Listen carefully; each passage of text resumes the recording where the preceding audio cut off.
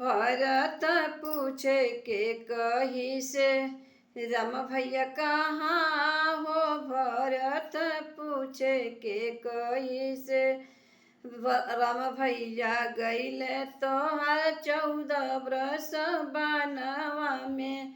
राम भैया गईले तोहर 14 बरस बनवा में। संगवा में लक्ष्मण सीता हो भाभी तहर।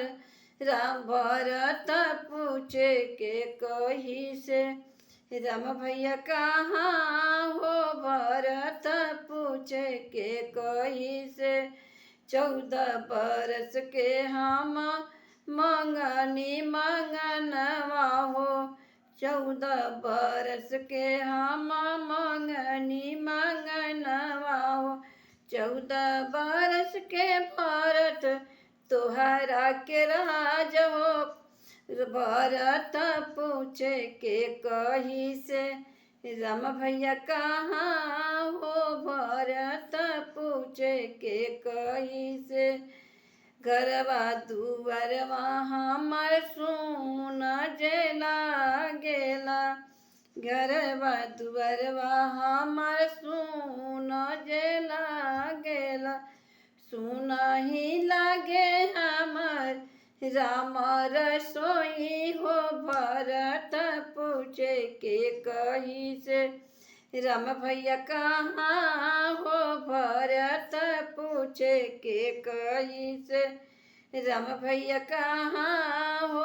भरत पूछे के कही के बनवा में खेले गईले पिता तो शिकारवा हो।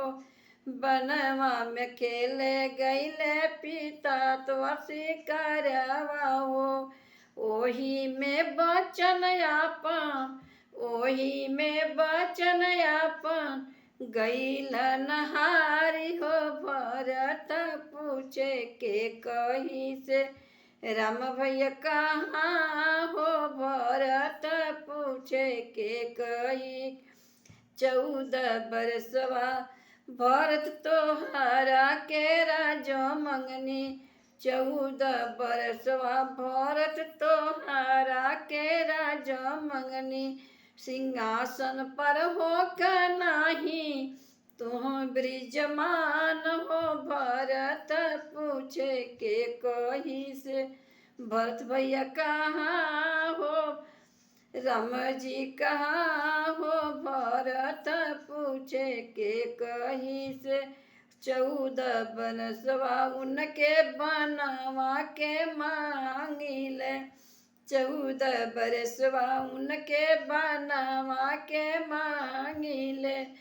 14 बरसवा तोहके मांगिले राज हो। भरत पूछे के कही से राम भैया कहाँ हो। भरत पूछे के कही से राम भैया कहाँ हो। भरत पूछे के कही से आगे आगे राम गईले पीछे गईले लक्ष्मण।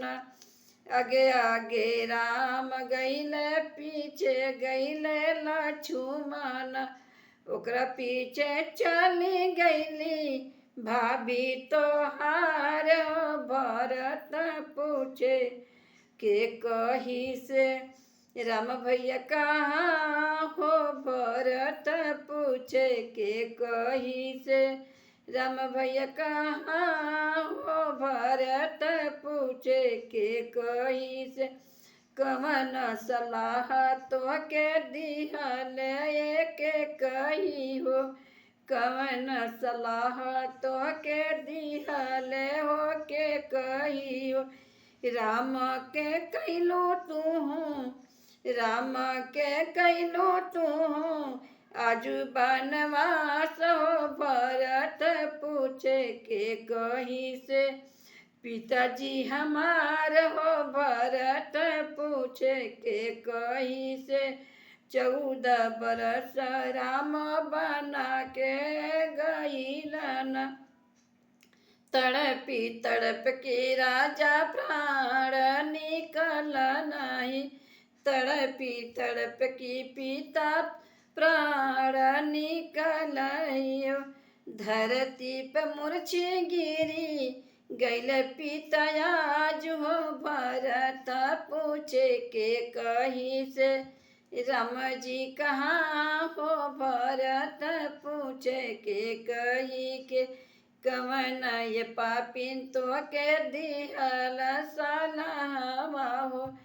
कवन पापी दियल श्री राम के बन भेजवाई हो। भरत पूछे के कही से राम जी कहाँ हो। भरत पूछे के कही के राम जी कहाँ हो। भरत पूछे के कही से राम जी कहाँ हो।